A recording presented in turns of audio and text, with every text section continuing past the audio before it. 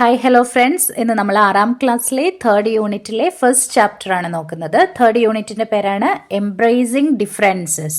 എന്താ എംബ്രേസിങ് എന്ന് പറഞ്ഞാൽ ഹഗ് ചെയ്യുക അല്ലേ, ആലിംഗനം ചെയ്യുക. അപ്പോൾ എംബ്രേസിങ് ഡിഫറൻസസ് എന്ന് പറഞ്ഞാൽ എന്താ, വ്യത്യസ്തതകളെ നമ്മൾ സ്വീകരിക്കണം, നമ്മൾ എംബ്രേസ് ചെയ്യണം, സ്വീകരിക്കണം എന്നുള്ള അർത്ഥമാണ്.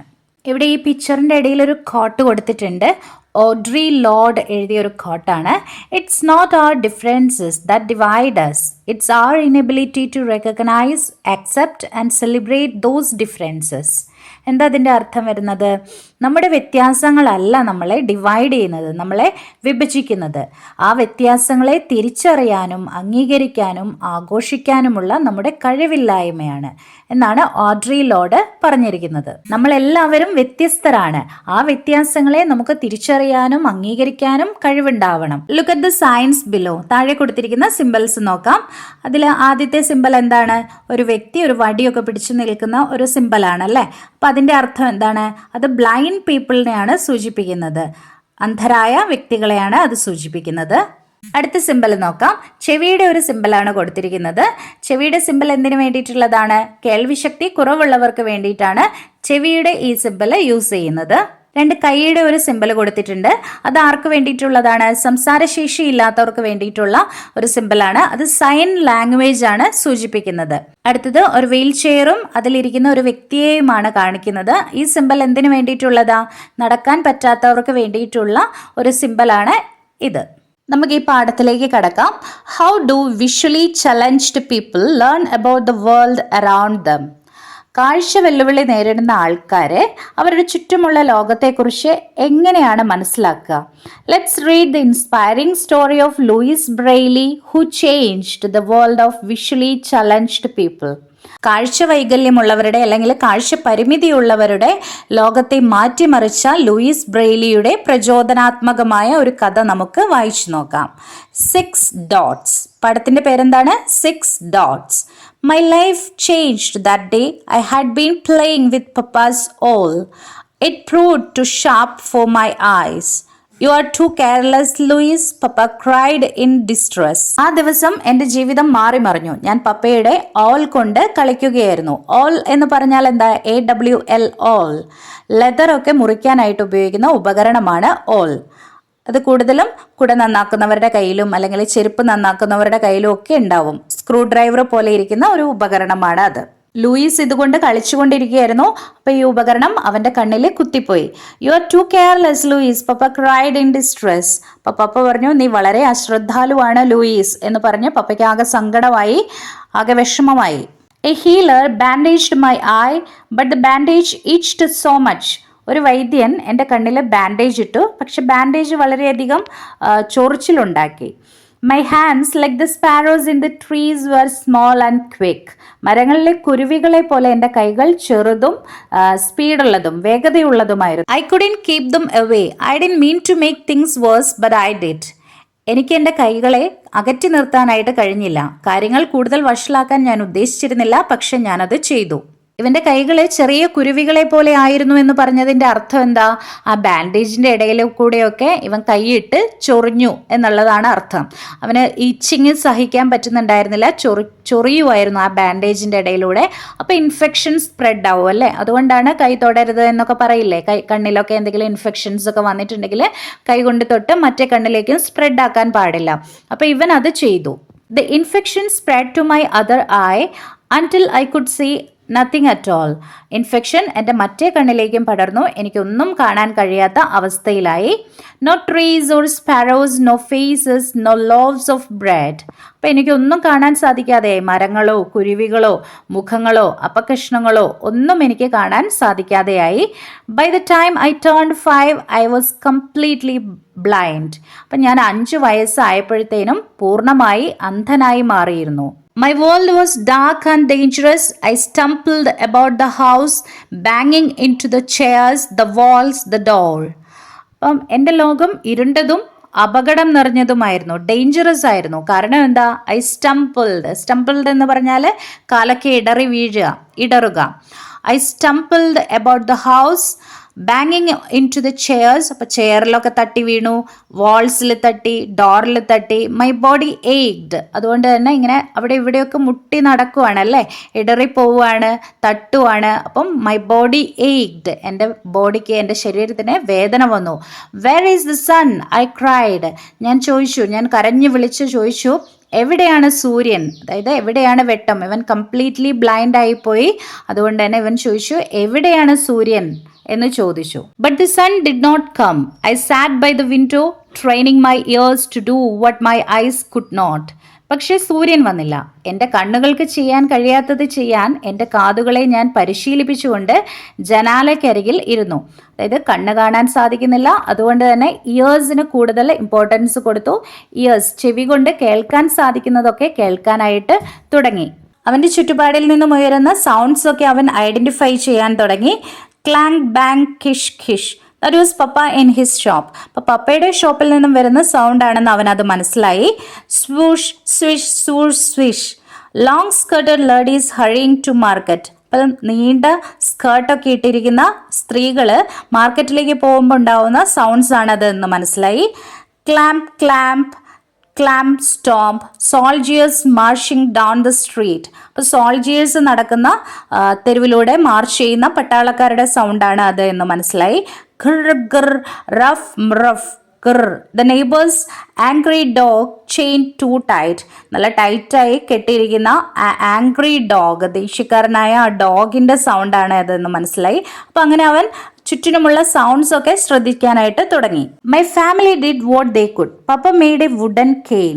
അപ്പം എൻ്റെ ഫാമിലി എനിക്ക് വേണ്ടിയിട്ട് ഒരുപാട് കാര്യങ്ങൾ, അവർക്ക് ചെയ്യാൻ പറ്റുന്ന കാര്യങ്ങളെല്ലാം ചെയ്തു. പപ്പ എനിക്ക് വേണ്ടിയിട്ടൊരു വുഡൻ കെയിൻ ഉണ്ടാക്കി, ഒരു മരത്തിൻ്റെ ഒരു വടി ഉണ്ടാക്കി തന്നു.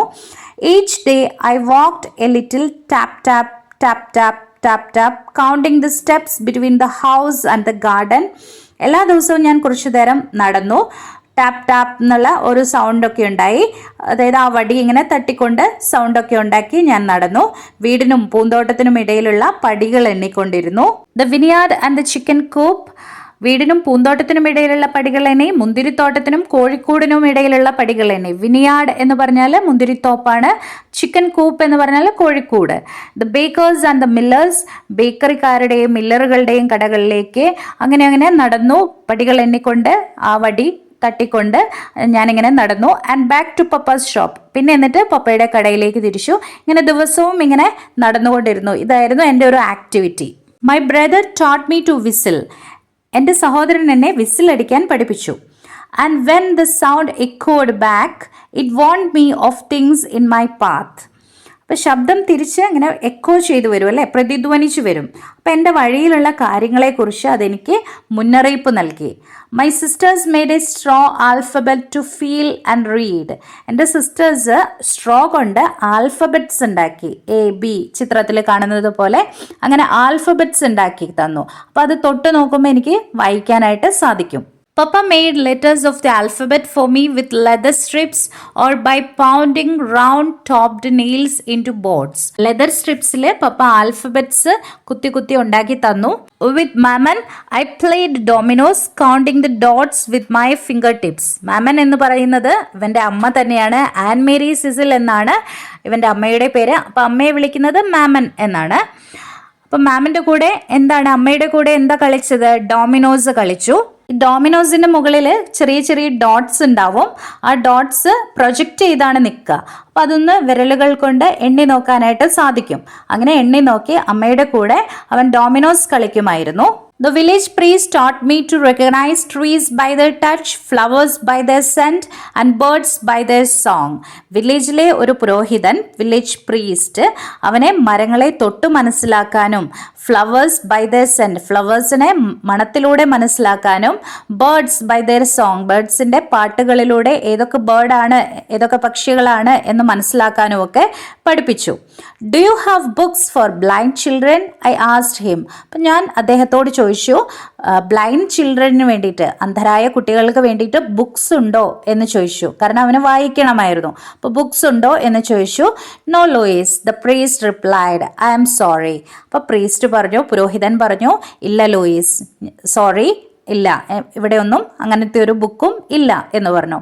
When I was older I went to school with the other village children. അപ്പം ഞാൻ കുറച്ച് വലുതായി കഴിഞ്ഞതിന് ശേഷം മറ്റു കുട്ടികളുടെ കൂടെ തന്നെ സ്കൂളിലേക്ക് പോയി, വില്ലേജ് സ്കൂളിലേക്ക് പോയി. All day they wrote down words and numbers or read aloud from printed pages. ദിവസം മുഴുവനും അവർ വാക്കുകളും അക്കങ്ങളും ഒക്കെ എഴുതി വെക്കുകയും അച്ചടിച്ച പേജുകളിൽ നിന്നും, പ്രിന്റഡ് പേജസിൽ നിന്നും അവർ അത് ഉറക്കെ വായിക്കുകയും ചെയ്തു. I sat in the front row listening and memorizing. ഞാൻ മുൻനിരയിൽ തന്നെയായിരുന്നു ഇരുന്നത്. എന്നിട്ട് അവരത് ഉറക്കെ വായിക്കുമ്പോൾ അതെല്ലാം കേട്ട് മനപ്പാഠമാക്കി. Do you have books for blind children? I asked my teacher. എൻ്റെ ടീച്ചറോടും ഞാൻ ആ ചോദ്യം ചോദിച്ചു. എന്തെങ്കിലും ബുക്സ് ഉണ്ടോ, അന്ധരായ കുട്ടികൾക്കായിട്ടുള്ള ബുക്സ് ഉണ്ടോ എന്ന് ചോദിച്ചു. No, Lois, the teacher replied. I am sorry. അപ്പോൾ ടീച്ചറും പറഞ്ഞു I am sorry, അങ്ങനെ ഒരു ബുക്കൊന്നുമില്ല എന്ന് പറഞ്ഞു. But I didn't want people to feel sorry for me. I just wanted to read and write on my own like everyone else. പക്ഷേ ആളുകൾ എന്നോട് സഹതാപം കാണിക്കുന്നത് എനിക്ക് ഇഷ്ടമുണ്ടായിരുന്നില്ല, അതിന് ഞാൻ ആഗ്രഹിച്ചിരുന്നില്ല. മറ്റുള്ളവരെ പോലെ എനിക്ക് സ്വന്തമായി വായിക്കാനും എഴുതാനും ആഗ്രഹമുണ്ടായിരുന്നു. That was when a neighbor of mine, a marquis with influence, got me admitted to the Royal School for the Blind in Paris. അപ്പോഴാണ് എൻ്റെ അയൽക്കാരനായ ഒരു പ്രഭു, മാർക്യൂസ് എന്ന് പറഞ്ഞാൽ ഒരു പ്രഭുവാണ്, സമൂഹത്തിൽ അത്യാവശ്യം സ്വാധീനമൊക്കെ ഉള്ള ഒരാളാണ്, എന്നെ പാരീസിലെ റോയൽ സ്കൂൾ ഫോർ ദ ബ്ലൈൻഡിൽ ചേർത്തു. അന്ധർക്ക് വേണ്ടിയിട്ടുള്ള ഒരു റോയൽ സ്കൂളാണ്, പാരീസിലാണ് ഉള്ളത്. അപ്പോൾ അവിടെ എന്നെ കൊണ്ടുപോയി ചേർത്തു. I was excited. എനിക്ക് വളരെ ആവേശമായിരുന്നു ആ സ്കൂളിൽ ചേരാൻ. I was told there would be books for the blind in the school. സ്കൂളിൽ ബ്ലൈൻഡിന് വേണ്ടിയിട്ട്, കാഴ്ച പ്രശ്നമുള്ളവർക്ക് വേണ്ടിയിട്ട് ബുക്സ് ഒക്കെ ഉണ്ട് എന്ന് എന്നോട് പറഞ്ഞിരുന്നു. But mom and thought I was too young to be away from home. I was only 10 then. പക്ഷേ വീട്ടിൽ നിന്ന് മാറി നിൽക്കാൻ എനിക്ക് പ്രായം കുറവാണ് എന്ന് അമ്മ കരുതി. മാമൻ എന്ന് പറഞ്ഞാൽ അമ്മയാണ്. അന്ന് എനിക്ക് 10 വയസ്സ് മാത്രമേ പ്രായം ഉണ്ടായിരുന്നുള്ളൂ. I love you. I told mom and papa, but I must go. അമ്മയോടും പപ്പയോടും ഞാൻ പറഞ്ഞു, ഞാൻ നിങ്ങളെ സ്നേഹിക്കുന്നുണ്ട്, പക്ഷേ എനിക്ക് എന്തായാലും ആ സ്കൂളിലേക്ക് പോകണം. At the school for the blind a guide led me to the library. ആ അന്ധവിദ്യാലയത്തിൽ ഒരു ഗൈഡ് എന്നെ ലൈബ്രറിയിലേക്ക് കൊണ്ടുപോയി. He taught me to read by tracing the raised letters on a board with my fingers. ഒരു ബോർഡിൽ റേസ്ഡ് ലെറ്റേഴ്സ് ഉണ്ടായിരുന്നു, കുറച്ച് പൊങ്ങി നിൽക്കുന്ന ലെറ്റേഴ്സ് ഉണ്ടായിരുന്നു. അപ്പോൾ അതിങ്ങനെ വിരലുകൾ കൊണ്ട് തൊട്ട് എന്നെ വായിക്കാൻ അദ്ദേഹം പഠിപ്പിച്ചു. My fingers traced each letter. അപ്പം എൻ്റെ ഫിംഗേഴ്സ് ഓരോ ലെറ്ററും ട്രേസ് ചെയ്തു. ഫിംഗറുകൾ കൊണ്ട് ഞാൻ ഓരോ ലെറ്ററും മനസ്സിലാക്കിയെടുത്തു. Just as I had done with the letters papa had made for me at home. പപ്പ ഓൾറെഡി ലെതർ സ്ട്രിപ്സിൽ കുറച്ച് ലെറ്റേഴ്സൊക്കെ കൊത്തിവെച്ച് തന്നിരുന്നു അല്ലേ. അപ്പം അത് വായിച്ചതുപോലെ തന്നെ ഞാൻ ഈ ലെറ്റേഴ്സും വായിച്ചു. But the board was long and the letters were too large. പക്ഷെ ആ ബോർഡ് വളരെ നീളമുള്ളതായിരുന്നു, ലെറ്റേഴ്സ് ആണെങ്കിലോ വളരെ വലുതുമായിരുന്നു. I had to turn the page after only a few sentences. കുറച്ച് സെൻറ്റൻസസ് വായിച്ചു കഴിയുമ്പോഴത്തേനും പെട്ടെന്ന് തന്നെ പേജ് മറക്കേണ്ടതായിട്ട് വരുന്നു. The words were as large as my hand. അപ്പോൾ ഓരോ വേർഡ്സും എൻ്റെ ഹാൻഡിനെക്കാട്ടും വലിയ വേർഡ്സ് ആയിരുന്നു. A sentence took up half a page. അപ്പോൾ ഒരു സെൻറ്റൻസ് ഏകദേശം ഒരു പകുതി പേജോളം നിറഞ്ഞു നിന്നിരുന്നു. അപ്പോൾ അത്രയും വലിയ അക്ഷരങ്ങളായിരുന്നു. I sighed. Even if I read 100 books like this, how much could I learn? ഞാൻ നെടുവീർപ്പിട്ടു. ഇതുപോലുള്ള 100 പുസ്തകങ്ങൾ വായിച്ചാലും എനിക്ക് എത്രത്തോളം പഠിക്കാൻ കഴിയും. ഒരുപാട് വലിയ ലെറ്റേഴ്സ് ആയതുകൊണ്ട് തന്നെ ആ ബുക്കിൽ ഉൾപ്പെടുത്താവുന്നത് കുറച്ച് ഭാഗങ്ങൾ മാത്രമായിരിക്കും. അതുകൊണ്ട് തന്നെ അവന് ആകെ ഒരു വിഷമമായി. കാരണം വെച്ചാൽ ഇതുപോലത്തെ 100 ബുക്ക് വായിച്ചാലും അധികമൊന്നും പഠിക്കാൻ പറ്റില്ലല്ലോ എന്നുള്ള ഒരു സങ്കടം അവന് വന്നു.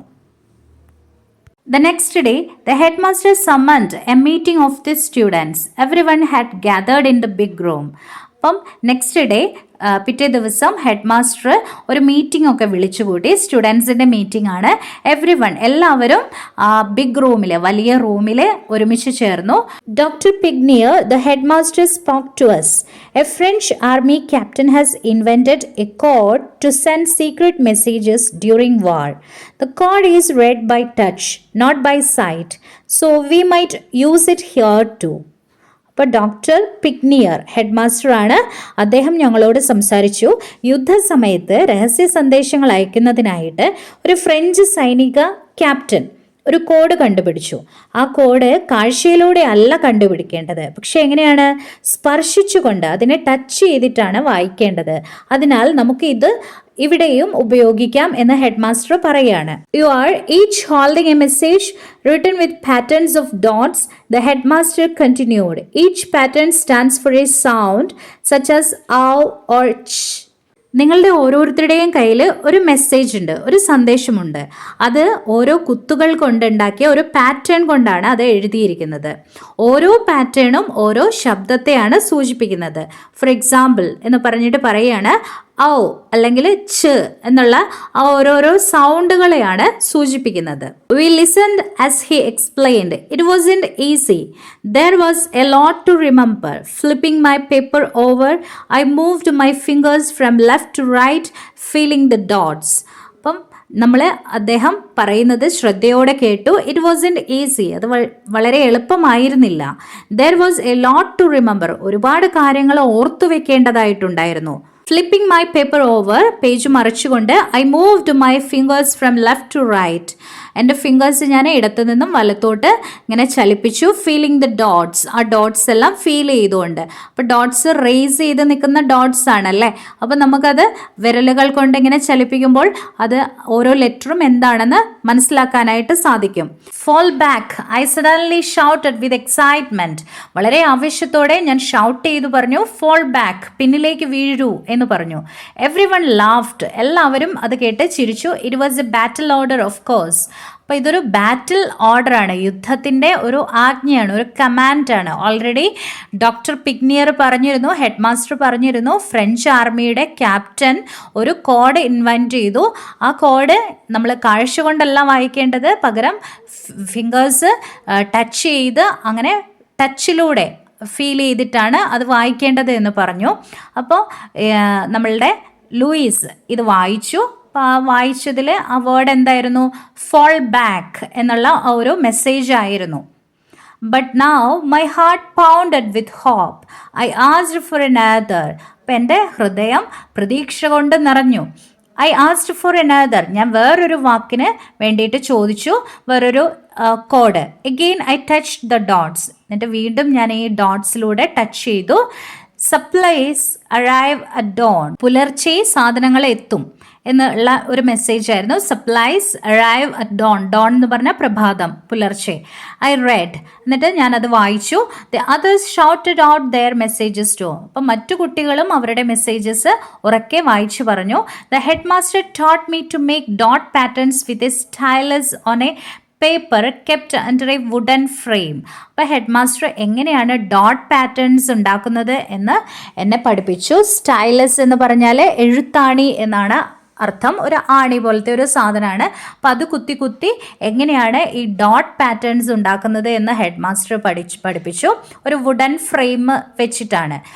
പേപ്പർ ഒരു വുഡൻ ഫ്രെയിമിൻ്റെ ഉള്ളിൽ വെച്ചിട്ട് ഈ എഴുത്താണി കൊണ്ട്, സ്റ്റൈലസ് കൊണ്ട് കുത്തി കുത്തി പാറ്റേൺസ് ഉണ്ടാക്കുന്നത് എങ്ങനെയാണെന്ന് പഠിപ്പിച്ചു. I made a few of the dot patterns. കുറച്ച് ഡോട്ട് പാറ്റേൺസ് ഒക്കെ ഞാൻ ഉണ്ടാക്കി. Then flipped the paper to read them by touch.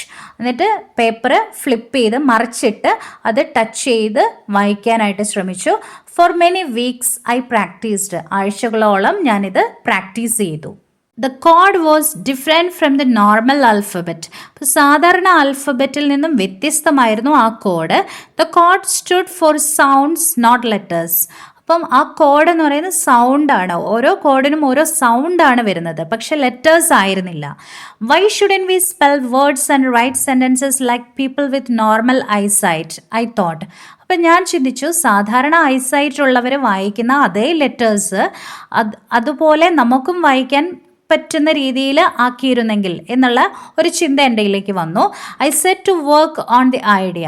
അപ്പം ഞാൻ ആ ഐഡിയയ്ക്ക് വേണ്ടിയിട്ട് പരിശ്രമിക്കാനായിട്ട് തീരുമാനിച്ചു. Late at night while others slept I bent over my slate and punched the pages. അപ്പം രാത്രി വളരെ വൈകിയിട്ടും എല്ലാവരും ഉറങ്ങുമ്പോഴും ഞാൻ എൻ്റെ സ്ലേറ്റ് വെച്ചിട്ട് ഓരോ പേജും പഞ്ച് ചെയ്തുകൊണ്ടിരിക്കുകയായിരുന്നു, ഡോട്ട്സ് ഉണ്ടാക്കിക്കൊണ്ടിരിക്കുകയായിരുന്നു. I tried hundreds of ways to simplify the captain's code. Code, ആ ഫ്രഞ്ച് ക്യാപ്റ്റൻ്റെ കോഡ് സിംപ്ലിഫൈ ചെയ്യാൻ. അപ്പോൾ ഒരു ഐഡിയ അവിടുന്ന് കിട്ടി, ഫ്രഞ്ച് ക്യാപ്റ്റൻ്റെ ആ കോഡിൽ നിന്നും ഒരു ഐഡിയ കിട്ടി. അതൊന്ന് സിംപ്ലിഫൈ ചെയ്യാനായിട്ട് ഞാൻ ശ്രമിച്ചു. പല രീതിയിൽ 100 കണക്കിന് വഴികൾ ഞാൻ ആലോചിച്ചു. I worked until my back was stiff and my fingers ached. അപ്പം ഞാൻ എൻ്റെ ബാക്ക് പെയിൻ വരുന്നത് വരെ, അല്ലെങ്കിൽ എൻ്റെ ഫിംഗേഴ്സ് വേദന എടുക്കുന്നത് വരെ ഞാൻ പരിശ്രമിച്ചുകൊണ്ടിരുന്നു, ഞാൻ പണിയെടുത്തുകൊണ്ടിരുന്നു. എ ഇയർ പാസ്റ്റ്, ഒരു വർഷം കടന്നുപോയി. ദെൻ അനദർ ആൻഡ് അനദർ, പിന്നെയും വർഷങ്ങളിങ്ങനെ കടന്നുപോയി. That winter I turned 15. അപ്പോൾ ആ വിൻ്ററിൽ എനിക്ക് 15 ഇയേഴ്സായി, 15 വയസ്സായി. ഐ വാസ് ഓഫൺ സിക്ക്, ചില സമയത്തൊക്കെ എനിക്ക് അസുഖം വരും. ബട്ട് ഐ വുഡൻ റെസ്റ്റ്, പക്ഷെ ഞാൻ റെസ്റ്റ് ചെയ്തില്ല. Finally it was ready to test. അങ്ങനെ അവസാനം ടെസ്റ്റ് ചെയ്യാൻ, ഞാൻ ഉണ്ടാക്കിയ പാറ്റേൺ അത് ടെസ്റ്റ് ചെയ്യാനുള്ള സമയമായി. I asked the head master to choose a book from his own library, a book I had never heard of before. അപ്പോൾ ഞാൻ ഹെഡ് മാസ്റ്ററോട് പറഞ്ഞു, അദ്ദേഹത്തിൻ്റെ ലൈബ്രറിയിൽ നിന്നും ഒരു ബുക്ക് ചൂസ് ചെയ്യാനായിട്ട് പറഞ്ഞു. ഞാൻ ഒരിക്കലും കേട്ടിട്ടില്ലാത്ത ഒരു ബുക്ക് ചൂസ് ചെയ്യാനായിട്ട് അദ്ദേഹത്തോട് പറഞ്ഞു. Please read it aloud sir, I said. അപ്പം സാറിനോട് ഞാൻ പറഞ്ഞു, ഉറക്കെ അത് വായിക്കുമോ എന്ന് ചോദിച്ചു. Doctor Pignier began. അപ്പോൾ ഡോക്ടർ വായിക്കാൻ തുടങ്ങി, ഹെഡ് മാസ്റ്റർ വായിക്കാനായിട്ട് തുടങ്ങി. After a few minutes I interrupted. അപ്പോൾ കുറച്ച് മിനിറ്റ്സിന് ശേഷം, കുറച്ച് നിമിഷങ്ങൾക്ക് ശേഷം ഞാൻ ഇടയിൽ കയറി, എന്നിട്ട് പറഞ്ഞു, you can go much faster sir, കുറച്ചുകൂടി സ്പീഡിൽ വായിച്ചാലും സാർ എന്ന് പറഞ്ഞു. As he read I copied down the words spelling each one correctly. അപ്പോൾ അദ്ദേഹം വായിച്ചുകൊണ്ടിരുന്നപ്പോൾ ഞാൻ എന്ത് ചെയ്തു, ഞാനതെല്ലാം കോപ്പി ചെയ്തു, ആ വേർഡ്സ് എല്ലാം കോപ്പി ചെയ്തു, ആ ഡോട്ട്സ് ഉണ്ടാക്കിക്കൊണ്ടിരുന്നു. അതായത് റൈറ്റിംഗ്, അവർ റൈറ്റ് ചെയ്യുന്ന രീതിയിൽ അങ്ങനെ പാറ്റേൺസ് ഉണ്ടാക്കിക്കൊണ്ടിരുന്നു. എല്ലാ സ്പെല്ലിങ്സും കറക്റ്റായിട്ട് എഴുതി. My new code used just 6 dots. അപ്പം എൻ്റെ ഈ ന്യൂ കോഡിൽ ആകെ 6 ഡോട്ട്സേ ഉണ്ടായിരുന്നുള്ളൂ. അറേഞ്ച്ഡ് ഇൻ 2 columns ലൈക്ക് ഡോമിനോസിൽ അറേഞ്ച് ചെയ്തിരിക്കുന്നത് പോലെ 2 കോളത്തിലായിട്ടാണ് ഈ 6 dots അറേഞ്ച് ചെയ്തിരിക്കുന്നത്. Each dot pattern stood for a letter of the alphabet. അപ്പോൾ ഓരോ ഡോട്ട് പാറ്റേണും ഓരോ ആൽഫബറ്റിനെയാണ് സൂചിപ്പിച്ചിരുന്നത്. The head master stopped reading when he came to the end of the chapter. I turned my pages over, reading by touch. I recited the entire chapter. അധ്യായം അവസാനിച്ചപ്പോൾ head master വായന നിർത്തി. ഞാൻ എൻ്റെ പേജുകൾ മറച്ചു വെച്ചിട്ട് അത് ടച്ച് ചെയ്തുകൊണ്ട് വീണ്ടും ഞാനത് മുഴുവനായും വായിച്ചു കേൾപ്പിച്ചു. ആ അധ്യായം ഫുള്ളായിട്ട് വായിച്ചു കേൾപ്പിച്ചു. Louis, you did it, the head master shouted. അപ്പോൾ ഹെഡ് മാസ്റ്റർ നല്ല ഹാപ്പിയായി ഷൗട്ട് ചെയ്ത് പറഞ്ഞു, ലൂയിസ്, നീ ഇത് ചെയ്തിരിക്കുന്നു, നീ ഇതിൽ വിജയിച്ചിരിക്കുന്നു എന്ന് പറഞ്ഞു. Word spread quickly. The other students rush to try it. So easy, they said, and so fast. We can read words and write letters like everyone else. Yes, I had done it. പെട്ടെന്ന് തന്നെ ഈ വാർത്ത പരന്നു. മറ്റു വിദ്യാർത്ഥികൾ അത് പരീക്ഷ നോക്കാനായിട്ട് തിക്കും തിരക്കും കൂട്ടി.